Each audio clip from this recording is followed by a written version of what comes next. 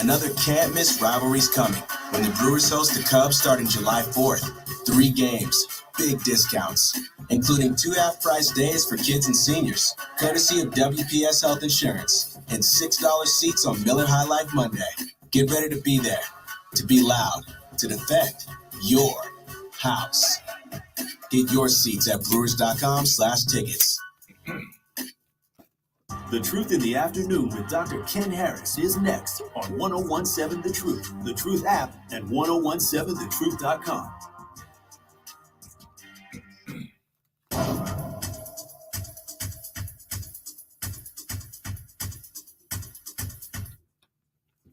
You're listening to Truth in the Afternoon. I'm your host, Dr. Ken Harris. 833-212-1017 is the number. Yeah, that UW Credit Union spotlight is like, that's what's up. That is what's up. All right, so where we at?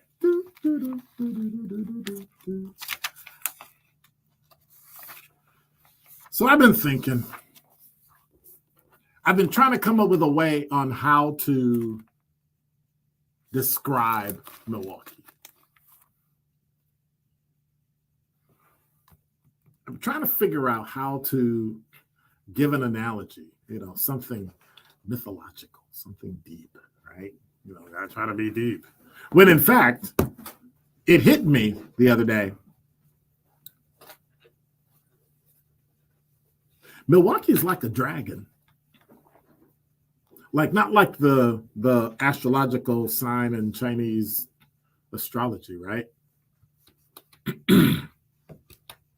But I mean, Milwaukee is actually like a dragon, the mythical creature, a dragon. So you got to think about what are the characteristics of a dragon, right? I mean, let's go with that for a second. A dragon, they fly. They move through the air, much like people do in Milwaukee. Now, the flip side to that is Milwaukee is fly. So you could use it that way too. For those of you not used to the depth and the strength of African-American vernacular, that means it's cool, right? It's fly. It's hip. But then dragons, B, that was the A part. B, dragons breathe fire. And I think if you've ever spent a summer in Milwaukee, Milwaukee breathes fire in the summer. It gets hot. It gets crazy. People start doing ridiculous things. All of our suburban friends get scared because they're tired. They're scared of going south of Highway 60. They think every time something happens, your catalytic converter is going to get stolen out your car, or your car is going to get stolen, even though you don't drive a Kia. All sorts of things are going to happen. C, dragons are strong, powerful, and intelligent creatures. Because in Milwaukee, we do have some very strong, very powerful, very intelligent creatures. And that's the truth. We just had it here with UW Credit Union, right? We had a young man, Alex, who is majoring in marketing, going to UW Milwaukee, graduating from Reagan College Preparatory, doing great things, holding it down. First generation college, holding it down. Older brother, younger brother and sister, setting that example. So when we talk about being strong and being powerful and being intelligent, like a dragon, we have a lot of that here. We've got youth, young adults, middle-aged, older folks, all strong, all powerful, all intelligent. But then my D point is that there's deadly poison in their teeth and claws. So no matter how pretty a dragon looks, a dragon can be akin to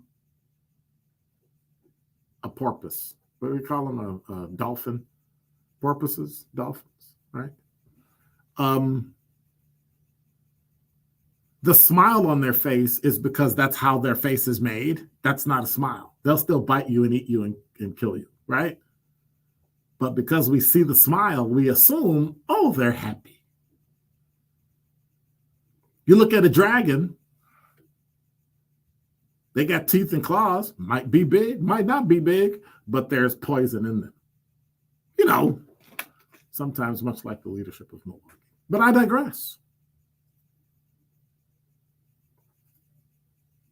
So if Milwaukee is akin to a dragon, how do you deal with a dragon?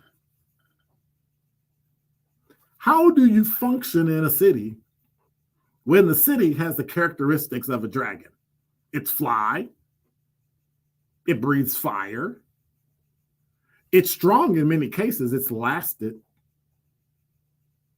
much like the state of Wisconsin since the 1800s.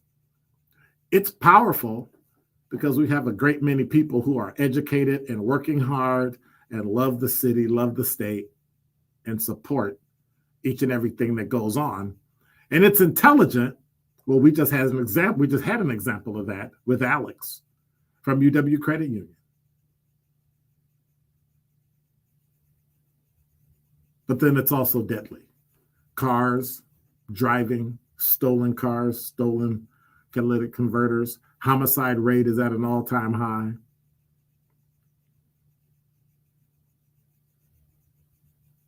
There's deadly poison in its teeth and its claws. And that's not lost on me in the fact that with your teeth, you use it to smile, and your claws, you shake hands.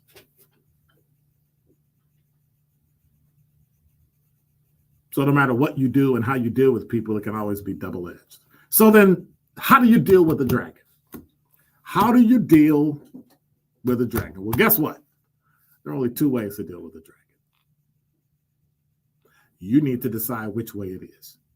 You let me know, 833-212-1017. There are only two ways to deal with a dragon. Number one is the way that we're doing it right now. Number one is the only one of two ways that you can deal with a dragon. Number one, you can feed the dragon.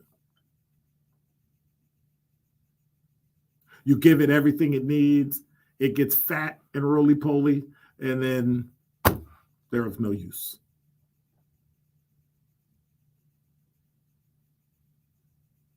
The number two way, everyone argues and fights against because it's a terrible thing, and you should never do it. What is that?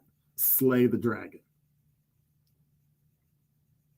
And so if you're in leadership in Milwaukee, and if Milwaukee is like a dragon, and Milwaukee has the characteristics of a dragon, fly and breathes fire and is strong and powerful and intelligent creature and deadly poison in their teeth and claws, there's only two ways you can deal with it. You can feed it or you can slay it.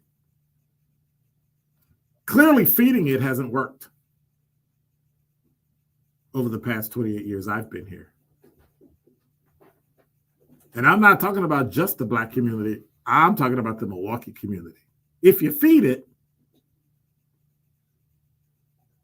that's what happens when you give people $1,400 during COVID.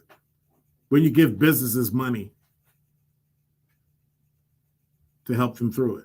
It works multiple times, not so much.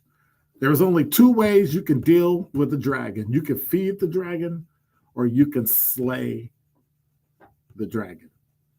That means you have to start over, rebuild, and reconnect.